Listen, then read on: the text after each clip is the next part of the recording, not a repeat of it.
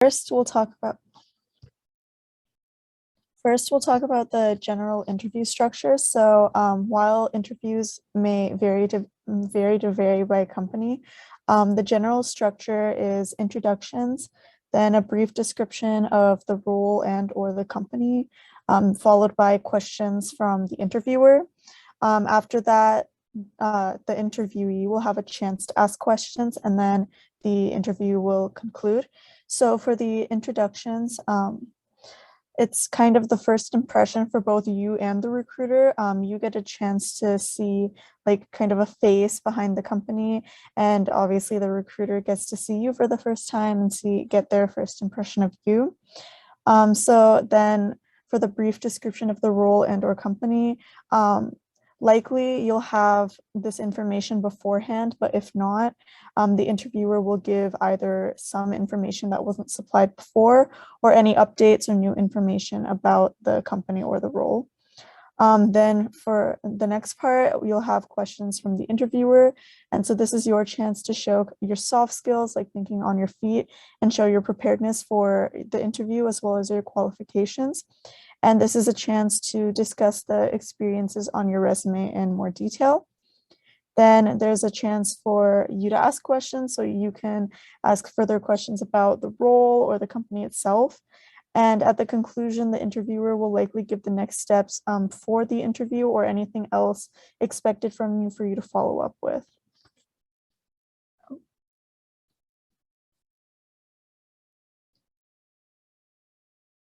Okay, yeah, and some common questions that the interviewer can ask. So this is the most common one. Tell me about yourself. Then what is your greatest strengths and weaknesses? What is the time you had to choose what obligation to prioritize and how did you do it? Tell me about a time you had to work through a conflict with a group. And then can you run through your resume with me? Why did you choose your major? How does this internship fit in with your future career aspirations? Where do you see yourself in 5 years from now? And why do you want to work in this industry? Also, don't worry about writing all of these down. We'll send out the slides later so you can access these for future reference. But now we'll kind of go over some of the common questions and how to answer them. So for tell me about yourself, you can use a summary of your elevator pitch for this question.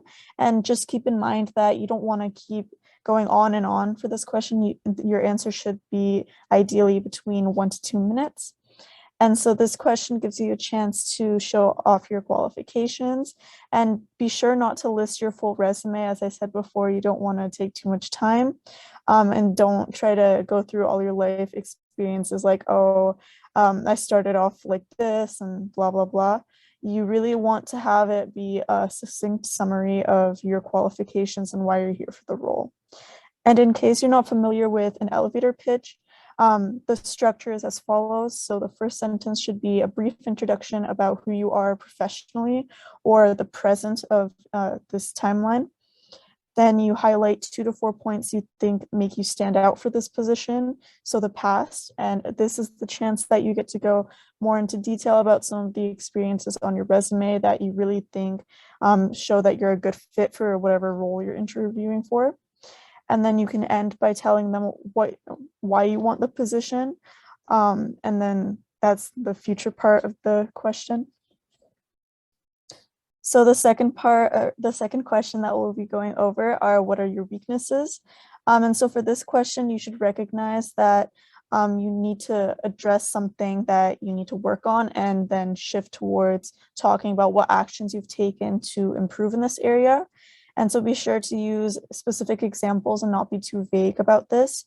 So don't list cliches like, oh, I'm too hard of a worker, or I'm a workaholic or a perfectionist, and instead be honest about what you really feel you need to improve on.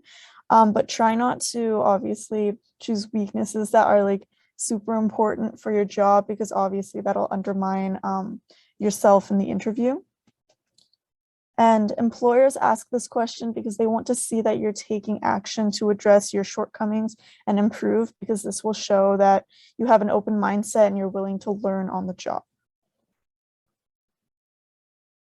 Okay, and then how does this internship relate to your career goals? So this question allows the interviewer to understand your goals and ambitions, not just for this internship, but kind of get a sense of what your goals are in the general sense. And if you haven't developed like a plan for like what you want to do in the future, just focus on the skills that you want to gain or any related goals you want to accomplish through this internship or in the near future. And you don't need to have like a specific role in mind, but ensure that your career goals follow a natural progression from whatever position you're interviewing for at this point to other positions that you hope to get in the future. And your answer should be a balance of realistic and ambitious. Obviously, you want to show the interviewer that you have ambitious goals, but try not to be too ambitious. Just kind of understand realistically what the progression would be to show that you know kind of the field a little bit. Okay, so now we'll talk about behavioral questions a little bit. So behavioral questions or questions asking about past behavior are asked because past behavior tends to be a good indication for future behavior. And so interviewers tend to try to see like what you've done in the past so that they can tell if you'd be a good fit for the role and if you would do well with the responsibilities given. And so these questions can showcase your thought process and your problem solving capabilities. So these type of questions are most identifiable with the wording, tell me about a time or describe a situation. So some examples are describe a situation where you were able to think on your feet and come to an immediate decision to get a project completed on time. Another example is tell me about a time when you had too many things to do and you were required to prioritize your tasks. And another example is tell me about a time when you were forced to make an unpopular decision. So you can see these are less about past experiences specifically related to your resume and more about hypothetical or things that have happened that you wouldn't necessarily write on your resume to show kind of how you think and how you would fit in with the company. Okay, so now we'll talk about the STAR method, which is the technique that you would use to answer different behavioral questions. And the reason that you use this method is because by using this, you can answer in a complete and focused manner without taking too much time. So for the STAR method, the initials stand for situation, task, action, and result. So for situation, you want to set the scene and give some details for your example so that there's context behind your answer. Then for task, you want to describe the responsibilities you had for this example and what goal you were hoping to achieve or working toward. For action, you want to explain the steps you took to get to your goal, and you want to really focus on the contribution you made. So try not to use we as much. Even if you were working in a team, focus on your contribution to that team. And then for the result, you want to share what outcomes your actions achieved and just kind of sum up the whole story. Okay, so next we'll talk about technical interviews. Oh, okay. Yeah. Yeah. Okay, I'm really sorry for the noise. But so basically technical interviews are a second type of interview that will that you'll probably experience, and it's going to be testing your knowledge particular to your field or your major. And so these questions will differ from major to major. So something like along the lines of CS, you'll probably be asked to code something. Whereas like for mechanical engineering, they might ask you like a more design-based question to like try to see your thought process when you are like doing something like mechanical engineering related. Next slide. So I think these questions are meant to test your technical knowledge. So I think you should really go back to the stuff that you learn in your classes and your clubs and try to answer based on the intuition that you've gained there. And also like what these interviewers mainly want to see is that you have like this passion and you have this want to learn and constantly improve yourself. So it's always okay for you to like answer anything wrong as long as, you know, you're trying to figure out like, oh, I answered this wrong because of this reason, or like you are trying to actively figure out like how to get the right answer. Like that's what they really want to see. So yeah, next slide.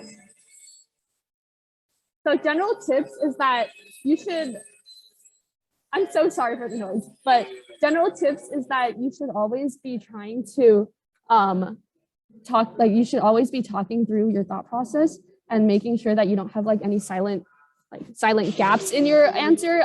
They really just want to see like what's going through your head when you're like trying to answer this question. I would say like trying to break down what you're thinking and like making it into steps and telling them like what steps you're taking. That's going to allow like the interviewer to really like see what you're trying to get at. And also don't be afraid to ask for any help or clarification, because when they just like give that question at like firsthand, like they actually want you to be like, oh, like, can you actually dig deeper? And that shows that you are trying to like really give them like a good answer. When you don't know the answer, what do? You basically try to explain as much as you can, and you can be honest and be like, I don't actually know the answer, but like, I know that these are some factors that I do want to consider when answering the question, and like, that should be like, that's okay. When you do answer a question wrong, or if you're in the middle of answering something wrong and you realize you're like, oh shoot, this is completely like, it's completely opposite of what the right answer is, it's okay for you to go back and try to explain like how you got the right answer. Or like how you like realize that you were wrong. And for these questions, it's I would recommend to always prepare ahead of time. They generally ask very common questions, so you can practice, such as like with this event or with your friends, just to gain that experience of like talking through the thought process. Okay, yeah. So now we can talk about asking the interviewer questions. So asking good questions at the end of the interview allows you to prove yourself as a fit for the role and helps you find out more information about the role and the company that you'll be working for. And in this section, you don't really want to ask questions that can be found with a Google search or questions that have already been answered during the interview, because that kind of shows that you haven't done a lot of research in the company or the role, and that you haven't really been paying attention to what the interviewer is saying. And so be sure to prepare multiple questions in case some do get answered, so that way you'll still have some things to ask and show your interest in the company. So here are some examples for what you can ask the interviewer. What made you choose to join and stay at this company? What are some skills you believe What are some skills you believe allow an intern to be successful? What actions is your company taking to make sure the workplace is welcoming toward women and other minorities?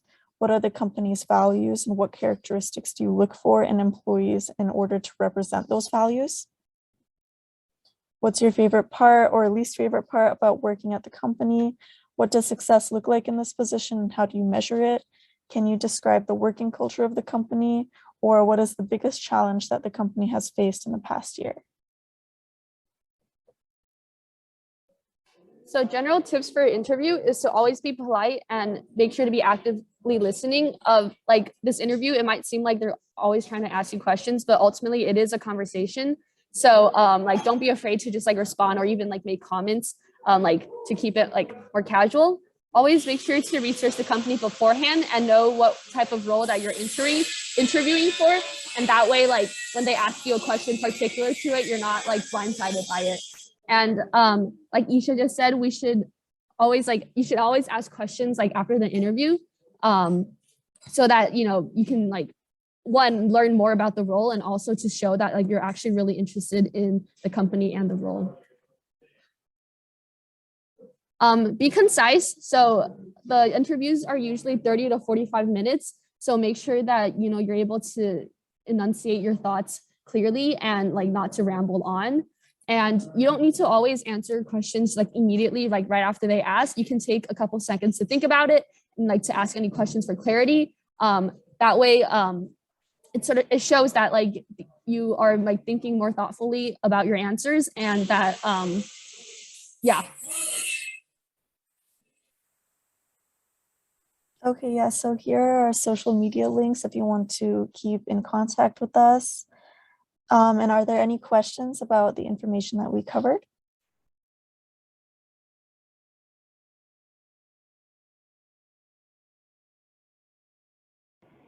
What's a good way to just start out the interview? Like, do you just wait for them to ask you questions, or how would you recommend starting? So the first part of an interview is normally introduction. So if you're kind of the first one who's like speaking, then it's a good practice to kind of introduce yourself and maybe talk a little bit about yourself. So like maybe your elevator pitch, something like that. Yeah. Okay, cool. Makes sense. Yeah, no problem.